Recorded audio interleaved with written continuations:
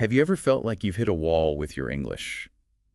You can read and understand a lot, but actually speaking fluently, getting your pronunciation just right, it can be a real struggle. Oh, absolutely. It's a common experience for English learners. I mean, you can spend hours studying grammar and vocabulary, but when it comes to actually speaking, it feels like something's holding you back. Right. And it's not just about being understood, it's about feeling confident and natural when you speak. Exactly. You want your English to flow effortlessly without that constant mental effort of translating and second-guessing yourself.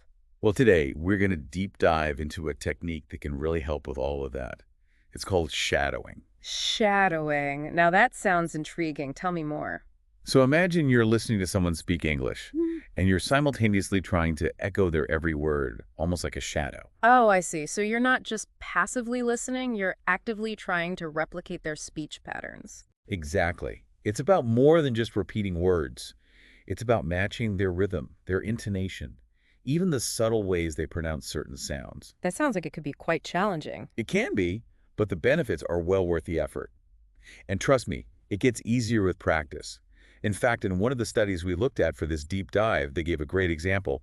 It was something like learning a new language opens up a whole new world. Okay, so a pretty straightforward sentence. Right.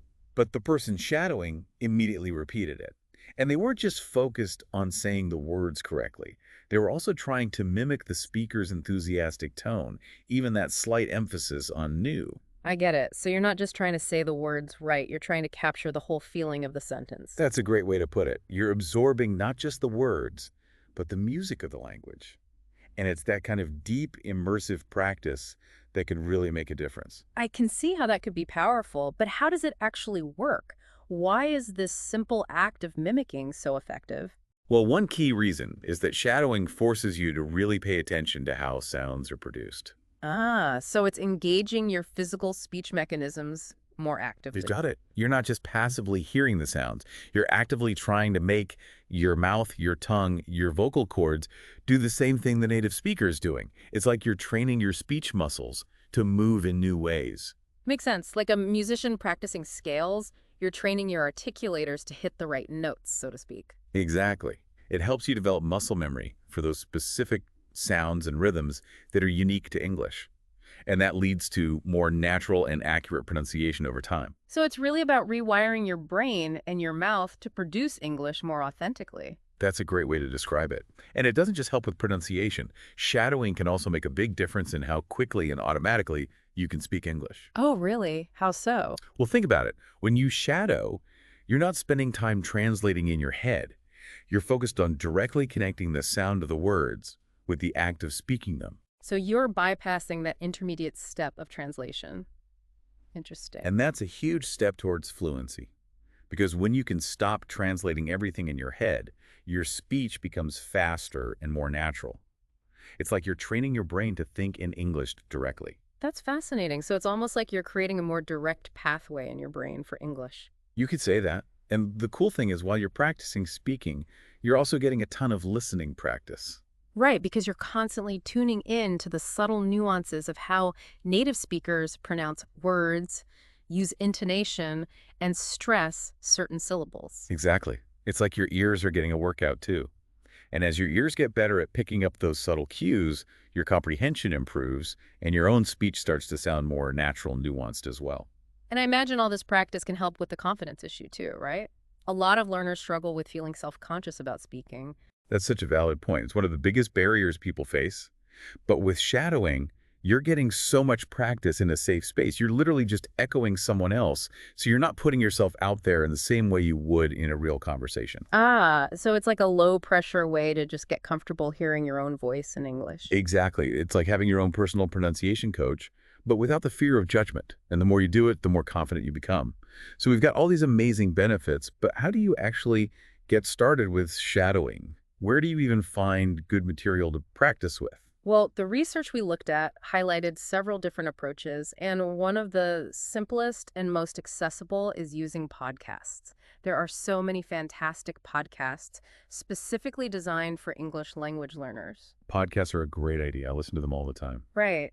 And these learner-focused podcasts often have hosts who speak very clearly, use everyday vocabulary, and often speak at a slightly slower pace, which is perfect for beginners. And there's a huge variety of topics to choose from, so you can find something that actually interests you. Exactly. Yeah. And the sources we looked at recommended a few specific podcasts that are really well regarded. The British Council podcast is one. Oh, yeah, I've heard of that one. They got a ton of great content. The BBC Learning English podcast is another excellent option. And then there's the Easy English Talk podcast, which is specifically designed to be very approachable for learners. Those are all great starting points. Now, what about audiobooks? I love listening to audiobooks. Do they work well for shadowing? They can be fantastic because you've got professional narrators who are basically reading aloud to you, and they tend to enunciate very clearly and have a really pleasant speaking style. And often the way they use their voice, their intonation and rhythm, it's really expressive. It's almost like you're learning how to tell a story in English. That's a great point. And another advantage of audiobooks is that you can often find them paired with ebooks. So you can follow along visually with the text as you're listening and shadowing. That can be really helpful for connecting the sounds you're hearing with the written words. Oh, yeah, I do that all the time. It helps me focus on the spelling of words. And if you're looking for some good audiobook recommendations for beginners, The Little Prince came up several times. That's a classic. It's got pretty straightforward language, and the story's really captivating. Charlotte's Web and The Alchemist were also mentioned as good options. Okay, so podcasts and audiobooks, those are great for audio-only practice. But what about video? Like using YouTube or something? YouTube is a gold mine for shadowing material. I mean, think about it. You've got tons of videos with people having real conversations, interviews, presentations, you name it. The key is to find videos that have accurate subtitles. Subtitles are a must. It's so helpful to see the words as you're hearing them. It reinforces your understanding and helps you connect the spelling with the pronunciation.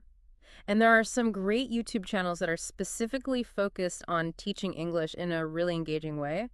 BBC Learning English, for instance, has tons of excellent content. I like their videos. They're really high quality. And a lot of their videos have excellent subtitles. TED Talks are another great option, especially for more advanced learners. Many TED Talks have really high quality subtitles, and the speakers are often very dynamic and interesting to listen to. I use TED Talks for listening practice all the time. Yeah. Okay, so YouTube's a good one. Now, the source material also mentioned movies and TV shows. Now, those can be fantastic, especially for advanced learners who really want to fine-tune their English and sound more natural. But why are they better for more advanced learners? Well, think about it. The dialogue in movies and TV shows is usually much more like real-life conversations. Right, it's faster, it's more slangy, people interrupt each other, all that stuff. Exactly. And you're exposed to a wider range of accents and speaking styles. So it's a bigger challenge, but it can also be more rewarding. You're getting a taste of authentic English, the way it's actually spoken. So it's like leveling up your shadowing game. Exactly. And if you're looking for some good starting points, Friends came up quite a bit. A classic sitcom. The dialogue is pretty clear and easy to follow, and the humor can help keep you engaged. The King's Speech was another one that was recommended, especially for focusing on clear pronunciation. And then there's The Pursuit of Happiness, which is a great movie with a really inspiring story. Okay, those are all good ones to check out. Now, we've talked a lot about how to shadow and what to shadow, but I'm sure there are some common mistakes that people make along the way. Oh, there definitely are. And avoiding those pitfalls can make a big difference in how effective your shadowing practice is. One of the most common ones is focusing too much on speed and not enough on understanding. I can see how that would happen. You get caught up in trying to keep up with the speaker, and you're not really processing what they're saying. Exactly. And if you're not understanding the words you're saying, you're not really learning anything. So it's super important to always listen to the audio once all the way through, just to get the gist of what's being said before you start shadowing. Makes sense. Don't just mimic mindlessly. Actually try to comprehend what you're saying. Right. And if the speaker is talking too fast for you to understand, don't be afraid to slow down the playback speed. Most podcast apps and video players have that option. It's much better to shadow accurately at a slower speed than to try to rush through it and miss half of what's being said. Good advice. Now, another common mistake that came up was mumbling instead of speaking clearly. That's a big one. And it often happens because learners are trying to go too fast or they're not fully engaging their mouth muscles. It's like they're afraid to make the sounds loud and clear. Right. And a great way to catch yourself doing this is to record yourself while you're shadowing. It can be a little cringy to listen to yourself at first, but it's really helpful for identifying areas where your pronunciation could be clearer. It's like getting immediate feedback from your own ears. You can hear the difference between how you sound and how the native speaker sounds. Exactly. And once you've identified those areas, you can focus on them in your next shadowing session. Okay, another common mistake is skipping over words that you don't know. Oh yeah, I'm guilty of that sometimes. It's tempting to just gloss over unfamiliar words, but that's a missed opportunity for learning. When you encounter a new word, pause the audio, look it up, and practice saying it out loud a few times. It might feel like you're interrupting the flow, but trust me, it's worth it. It's better to take the time to learn the new word properly than to just skip over it and never learn it at all. Right. And the last common mistake I wanted to touch on is sounding flat when you're shadowing. Flat. What do you mean by that? It means that you're saying the words correctly, but your voice is kind of monotone. You're not capturing the natural ups and downs of the speaker's voice, the way they emphasize certain words or phrases. Ah, I see. It's like you're missing the musicality of the language. Exactly. And that musicality is really important for sounding natural and engaging when you speak English. So try to pay attention to how the speaker is using their voice. Are they raising their pitch at the end of a question? Are they stressing certain words to make a point?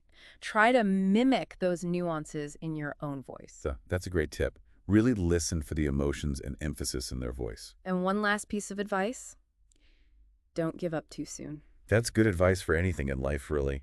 It's true. But especially with language learning, it's easy to get discouraged if you don't see results immediately. Shadowing is a skill, and like any skill, it takes time and consistent practice to develop. So be patient with yourself. Stick with it. The more you practice, the better you'll get. Exactly. And to help you get started and stay motivated, we put together a fun little challenge for our listeners, a 7-day shadowing challenge. Oh, I love a good challenge. Tell me more. It's really simple. For 7 days in a row, just spend a few minutes each day shadowing. And to make it even more effective, record yourself shadowing on the first day and then again on the 7th day. Ah, so you can hear the difference a week of practice makes. Exactly. And we encourage everyone who takes the challenge to share their experiences online. You can use the hashtag Deep Dive Shadow so we can all follow along and cheer each other on. That's a great idea. I love seeing people's language learning journeys. We'll definitely be checking out those posts. And we'd love to hear your feedback too. You can leave comments below or send us a message. Tell us what you're shadowing, what challenges you're facing, and what breakthroughs you're having. We're all in this together. Okay, before we wrap up, any last words of wisdom for those who are ready to embrace the power of shadowing? Just remember, be patient, practice consistently, and most importantly, have fun. That's key. If you're not enjoying it, you're less likely to stick with it. Exactly. So choose material that genuinely interests you. Whether it's a podcast about your favorite hobby, an audiobook with a gripping story, or a TV show that makes you laugh. Make it enjoyable, and the learning will come naturally. And with each shadowing session, you're getting one step closer to that fluency and confidence you're striving for. You're training your brain and your mouth to work in harmony, to produce English authentically and effortlessly. So keep at it, and you'll be amazed at the progress you make. Well, that's it for our deep dive into the wonderful world of shadowing. We hope you found this helpful and feel inspired to give it a try. Remember, this technique can truly revolutionize your English pronunciation, fluency, and overall confidence. So take on the 7-day challenge, share your experiences, and keep practicing. Every little bit of effort brings you closer to your English learning goals. And if you enjoyed this deep dive, please consider sharing it with your friends who are also learning English. And don't forget to subscribe for more in-depth explorations of effective language learning strategies. We'll see you in the next episode of The Deep Dive. Happy learning!